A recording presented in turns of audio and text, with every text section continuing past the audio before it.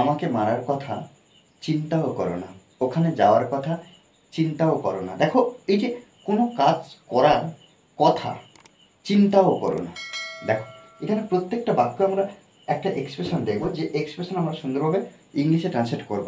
তাহলে কি এখানে কোনো কিছু কাজ করার কথা বলা হচ্ছে, এই যে এখানে কি মারার কথা, তাহলে এখানে টাচ করার কথা, যাওয়া, তাহলে এই যে চিন্তাও করো না, বা এই বিষয়ের কথা, কোনো কাজের কথা বলা হচ্ছে। আগে জাস্ট আমরা একটু গঠনটা একটু দেখে নিই।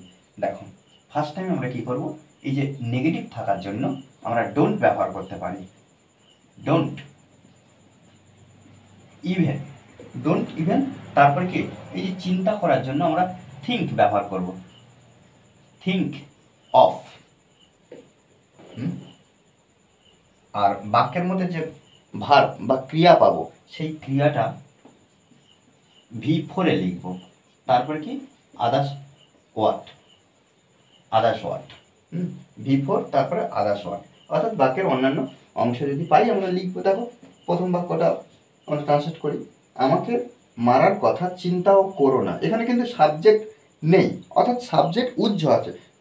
আমাকে মারার কথা চিন্তাও করো না, কাকে বলা হচ্ছে? কাউকে বলা হচ্ছে, যাকে বলা হচ্ছে সেই কিন্তু সাবজেক্ট, এখানে উল্লেখ করা হচ্ছে না। ডাইরেক্ট আমরা নেগেটিভ দিয়ে শুরু করছি, তাই এখানে ডোন্ট ইভেন থিঙ্ক অফ বসিয়ে দেবো। তারপর যে ভার্বটা, সেই ভার্বের সঙ্গে আইএনজি অর্থাৎ V4 form of the main verb. তারপর কি, আদার্স ওয়ার্ড, অন্যান্য যদি কিছু থাকে আমরা শেষে বসাবো। দেখো, তাহলে এখানে লিখতে পারি don't even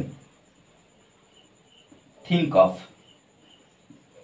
think of, don't even think of. তারপরে কি, কি এবার ভার্বটা বসাবো, কিসের কথা না, মারার কথা। তাহলে এখানে বিট থেকে বিটিং করব, বিটিং, কাকে?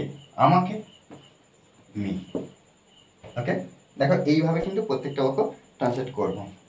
তাকে টাচ করার কথা বা স্পর্শ করার কথা চিন্তাও করো না, আমরা এটা বাংলাতেও বলতে পারতাম, লিখতে পারতাম। তাহলে কি, তাকে টাচ করার কথা চিন্তাও করো না, তাহলে negative, don't even, don't even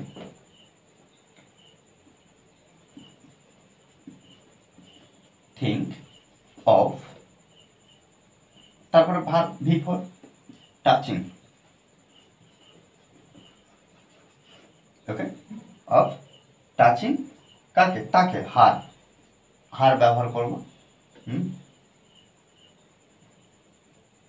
ওখানে যাওয়ার কথা চিন্তাও করো না, ডোন্ট ইভেন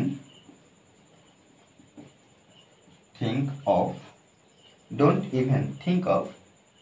তাহলে যাওয়ার কথা, তাই তো, সেক্ষেত্রে আমরা গো থেকে গোয়িং, ওখানে, দেয়ার। ওকে, আমার মোবাইল নেওয়ার কথা চিন্তাও করো না। তাহলে একইভাবে আমরা কি করব, don't even think of, think of, don't even think of. তারপর নেওয়ার কথা, নেওয়া ইংরেজিতে কি, টেক, আর এখানে টেক থেকে টেকিং ব্যবহার করব, V4 টেকিং, আমার মোবাইল, টেকিং মাই মোবাইল। ওকে, দেখো এইভাবে কিন্তু প্রত্যেকটা বাক্য আমরা সুন্দরভাবে ট্রান্সলেট করব। আমরা যদি অনবরত প্র্যাকটিস করি তাহলে ইংলিশে ইমপ্রুভ করতে পারবো। আমাদের মনে রাখতে হবে যে প্র্যাকটিসের বিকল্প কিছু নেই। ওকে, আর এই ক্লাসটি যদি ভালো লাগে অবশ্যই লাইক কমেন্ট শেয়ার, আর যারা এখনও পর্যন্ত এই চ্যানেলটি সাবস্ক্রাইব করেননি তারা অবশ্যই চ্যানেলটি সাবস্ক্রাইব করে পাশে থাকবে। Okay, thanks for watching this video.